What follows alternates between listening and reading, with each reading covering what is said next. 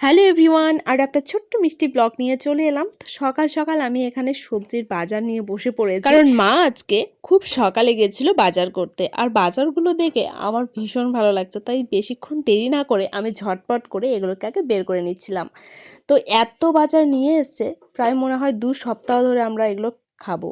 তো প্রথমে কিন্তু গাজর, ধনেপাতা, বোতের শাক, সিম, তারপর উচ্ছে, কুমড়ো, বাঁধাকপি, ফুলকপি, পালং শাক, বেগুন, টমেটো, লঙ্কা, মানে আমার মুখ দিয়ে শেষই হচ্ছে না, মানে এত সবজি নিয়ে চলে এসেছে। তো যাই হোক, আগে ঝটপট করে এগুলোকে আগে গোছ করে নেব।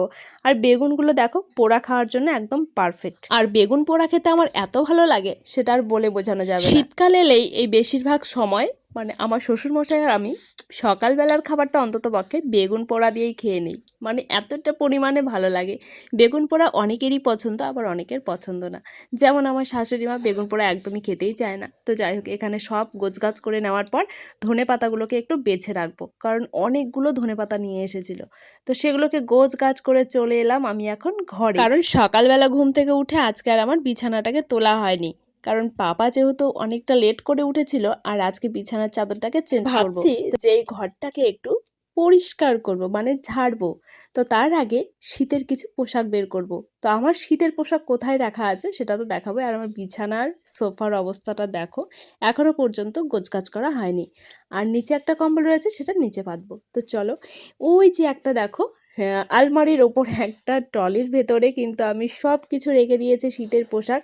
তো আজকে বের করব। তো তার আগে আমি ঝটপট করে এই কাজগুলো, কারণ আমার পাপা আজকে এখনো পর্যন্ত ঘুমোয়নি, আর ও এমনিতেই প্রচণ্ড পরিমাণে দুষ্টুমি করে। তো এই ব্লগের মাধ্যমে তোমরা দেখতেই পাবে যে পাপা কতটা দুষ্টুমি করে। তো চলো, আজকে বিছানার চাদরটাকে চেঞ্জ করব। অনেক দিন হয়ে গেল বিছানার চাদরটাকে আর চেঞ্জ করাই হচ্ছে না। সত্যি কথা বলতে, গরমকালে যতটা কাজ করে শান্তি পাওয়া যায়, শীতকালে কিন্তু সেটা একদমই পাওয়া যায় না। আর শীতকাল এলেই আমরা বেশিরভাগ সময় মাঠে গিয়ে বসে থাকি, মানে রোদে বসে থাকি, আর সবাই মিলে আড্ডা দিই। কারণ ওখানে গল্প করতে করতে আমাদের প্রায় সারা দিনটাই চলে যায়, আর এই দিকের কাজগুলো করা হয়ে ওঠে। আর তাছাড়া আমি এই ঘরটাকে যদি এখনই পরিষ্কার করি, 5 মিনিটও লাগবে না আবার এলোমেলো করতে। ভিডিওর মতো যতটা পরিমাণে ওকে শান্তশিষ্ট দেখা যাচ্ছে, ও কিন্তু অতটাও শান্তশিষ্ট না। শুধুমাত্র আমার এই গোছগাছ করার অপেক্ষায় রয়েছে। কেন জানি না, প্রতিটা বাচ্চাই বেশিরভাগ সময় এই রকমটা হয়। কারণ যখন এলোমেলো থাকবে, ঘরগুলো অগোছালো থাকবে, তখন যেন ওদের কোনো কিছুই চোখে পড়ে না। আর যেই এমনি ঘরটাকে আমি গোছগাছ করে নেব, অমনি ও শুরু হয়ে যায় দুষ্টুমি করা। তো যাই হোক, এইদিকে আমার কিন্তু বিছানার চাদরটা পাড়া প্রায় কমপ্লিট হয়ে গেছে, আর এইদিকে আমার পাপা বারবার উঠে যাচ্ছে বিছানায়। আর তোমরা হয়তো কেউ বলতে পারবে যে ও বিছানায় কি করে, কারণ ওর এখনো পর্যন্ত কিন্তু 2 বছর কমপ্লিট হয়নি। আর ও এতটা দুষ্টুমি করে, সেটা বলে বোঝানোর মতো না। মাঝে মধ্যে ইচ্ছে করে ওর দুষ্টুমিগুলো একটু তুলে ধরার, কিন্তু আমি তুলে ধরতে পারি না, কারণ আমাকে 2বার স্ট্রাইক মেরে দিয়েছিল শুধুমাত্র ওর জন্য। তো জানি না এই ভিডিওতে আবার কি করবে। তো এইদিকে দেখো, পাপা কিন্তু অলরেডি মেশিনে উঠে গেছে, মানে ওই টুলের ওপর থেকে মেশিনে উঠবে, মেশিন থেকে বিছানায় উঠবে। আর আমার বিছানার চাদরটা পাড়ার সাথে সাথে দেখো চলে এসেছে বিস্কিট নিয়ে, আর সারা বিছানা বিস্কিট দিয়ে ছড়িয়ে রেখেছে। তো যাই হোক, এই যে দেখো গুঁড়োগুলো পুরো বিছানা জুড়ে রয়েছে। তো এই রকমভাবে ও কিন্তু দুষ্টুমি করে, মানে ওর সবে শুরু হলো আর কি দুষ্টুমিটা করা। তো যাই হোক, হ্যাঁ, এরকম করে কাজ করতে হবে, আর কি করা যাবে। আবার যখন একটুখানি বড় হয়ে যাবে, তখন কিন্তু নিজের থেকেই ও গুছিয়ে রেখে দেবে। তো যাই হোক, আমার এদিকে সোফার অবস্থাটা একেবারে পুরো বাজে হয়ে রয়েছে। তো চলো, এক চুটকিতে আমি গোছগাছ করে নিই। এই দেখো, এক চুটকিতে গোছগাছ করে নিলাম না? তো এর পেছনে বিশাল বড় একটা কাহানি থাকে, ঠিক আছে? সেটা কেউ চোখে দেখে না। আবার অনেকে ভাবে বৌমারা হয়তো তুড়ি মেরে মেরেই কাজ করে। তো চলো, ঝটপট করে আগে আমি এই আমার জায়গাটাকে গোছগাছ করে নিই। তো সবার ওপরে আমি ঠাকুরগুলোকে রেখেছি, কারণ একটুখানি সন্ধ্যা প্রদীপ দিতে হয়, কারণ এই ঘরে আমার ঠাকুর রাখার মতো সেরকম কোনো জায়গা নেই। আর নিচটাতে পাপার যত খেলনাগুলো আছে, তো যেগুলো সাজিয়ে রাখার মতো, সেগুলো আমি ওখানটায় রেখে দিই। তো এই হচ্ছে আমার ঘরের অবস্থাটা আর কি। তো এখনই আমি সব কিছু গোছগাছ করে রাখবো, 5 মিনিট লাগবে না এগুলোকে আবার এলোমেলো করতে, যার জন্য আর একটু ইচ্ছা করে না এই ঘরটাকে গোছগাছ করে রাখার। তো যাই হোক, ঘর যেহেতু আছে, গোছগাছ তো করে রাখতেই হবে।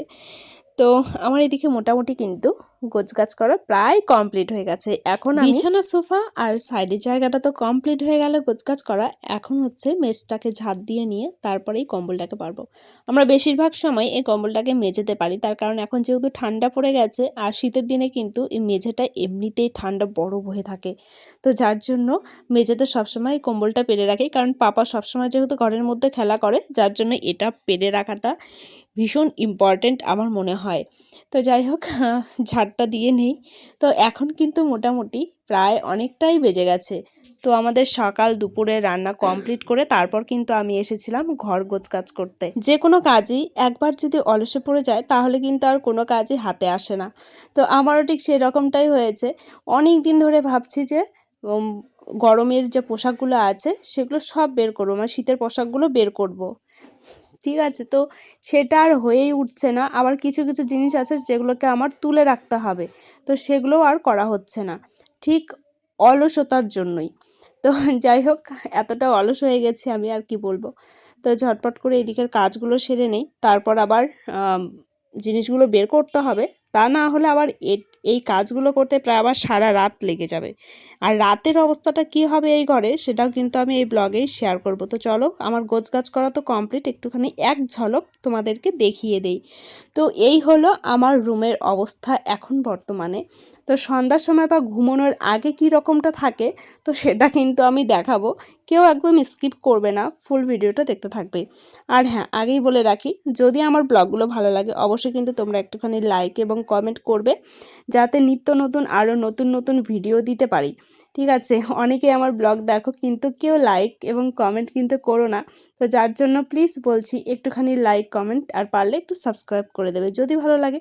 তো এইদিকে তো আমার গোছগাছ করা মোটামুটি কমপ্লিট। তো চলো এটাকে ঝটপট করে আগে পেরে নিই। অনেক দিন ধরে আমি এইভাবে রেখে দিয়েছি। এটা হচ্ছে আমার বিয়ের ট্রলি। তো এই ট্রলিটার মধ্যেই আমি সব কিছু রেখে দিয়েছি, কারণ আমাদের যেহেতু দুপাল্লার আলমারি, তো আলমারিতে সব কিছু জায়গা ধরেই না বলতে গেলেই চলে।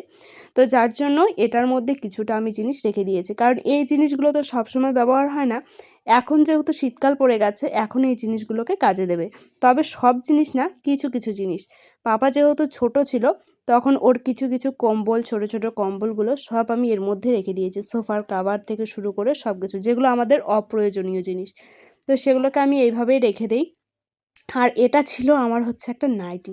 তো নাইটিটাকে ঠিক এইভাবে আমি মানে রেখে দিয়েছি, কারণ ট্রলিটা যাতে নষ্ট না হয়ে যায়। আর এমনিতেও এই ট্রলিটার একটা কভার রয়েছে, তবে এই কভারটা সবসময় আমরা ব্যবহার করি কোথাও যদি দূরে যাই, মানে বাপের বাড়ি যদি যাই তখন ট্রেনে লাগে, তখন ব্যবহার করি। আর এইদিকে দেখো পাপাকে, মানে ট্রলিটা পেয়ে ও যা কী করছে, আমাকে তো ট্রলিটা একদম খুলতেই দিচ্ছে না। ওকে যতবারই আমি নামিয়ে দিচ্ছি ও ততবারই উঠে যাচ্ছে।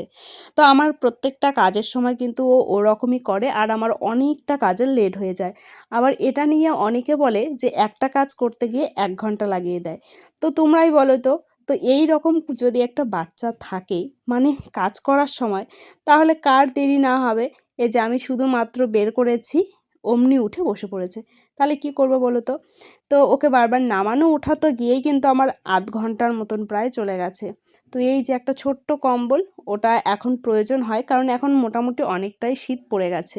তো এই কম্বলটা এই বছরই পরতে পারবে। সামনের বছর আস্তে আস্তে এটা একদম ছোট হয়ে যাবে, মানে পাপা তখন একটু বড় হয়ে যাবে। তো যার জন্য এই কম্বলটা এবছরেই ব্যবহার করব। আরও কিছু কিছু কম্বল রয়েছে, সেগুলোকে আমি একদম স্টক করেই রেখে দেব। আর আমার এখানে রয়েছে সোয়েটার, চাদর, তো এগুলোই বের করব, আর কিছু বের করব না। আর আমার পাপাকে দেখো, মনে হচ্ছে যেন বড় হয়ে গেছে, আর আমার হাতে হাতে একটু করে কাজও করে দিচ্ছে। তো কাজের থেকে অকাজগুলো বেশি করছে। এই যে দেখো, আমার এটা প্রয়োজন না, ও কিন্তু টেনে বের করে নিয়েছে, ওটাও রেখে দিচ্ছে। ও ভাবছে যে আমি মনে হয় সব কিছু বের করে রেখে দেবো, কিন্তু আমি তো সেরকমটা করব না বাবু। তবুও ও রকম দুষ্টুমি করতেই থাকবে, আর আমার কাজের প্রচুর লেট হয়ে যাবে। দেখো, আমি ওকে একটা আনতে বলেছি, ও আমাকে দুটো নিয়ে এসে দিল। আবার যেটা ওকে রাখতে বলবো সেটা তো রাখবেই না। তো ঠিক এই রকমই করে একদম। দেখো কত পুচকি ছিল পাপা, কিন্তু কিছু কিছু কম্বল আছে সেগুলো আমি ব্যবহারই করিনি। ভাবছি যে এবারে কোনো বাচ্চা কাচ্চা হলে বা বাচ্চা কাচ্চা আশেপাশে থাকলে তাদেরকে দিয়ে দেবো, মানে যাদের নেই। তো যাই হোক, আমার শীতের পোশাকগুলো বের করে নিলাম। তো সেরকম কিছুই না, দুটো সোয়েটার ছিল আর একটা চাদর, তো যেটা আমার প্রয়োজন এদিক ওদিক গেলে এখন লাগবে।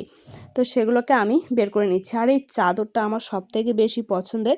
এই চাদরটা ছিল আমার শাশুড়ি মায়ের। তো মার কাছ থেকে আমি এটা নিয়ে নিয়েছি আর বলেছি এটা আমি নেব।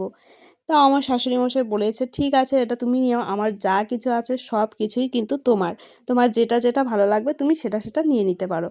তবে আমি নেইনি, মানে কোথাও তো যাওয়া হয় না খুব একটা, আমি স্টকে রেখে দিয়েছিলাম। ঠিক আছে, সেগুলোকে আমি বের করে নিলাম। তো চলো ঝটপট করে আবার যেখানকার জিনিস সেখানে রেখে দেখছোই তো পাপা কেমন দুষ্টুমি করে আমার কাজের সময়।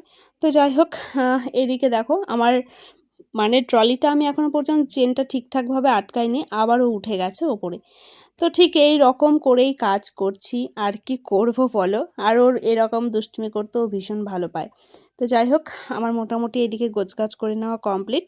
তো আমি দেখাবো যে চাদরটা ঠিক কতটা সুন্দর। তো তার আগে এই ট্রলিটাকে আগে উপরে রেখে আসতে হবে, তা না হলে ট্রলির 12টা বাজিয়ে দেবে।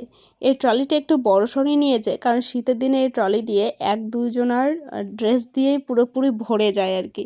তো যাই হোক, আমি আবার ওপরে তুলে রাখলাম। তারপর দেখো এই যে চাদরের কালেকশন, তো আমার তো খুবই পছন্দ এই চাদরটা। আর তোমাদের কেমন লাগলো অবশ্যই কিন্তু কমেন্ট করে জানাবে। টাটা।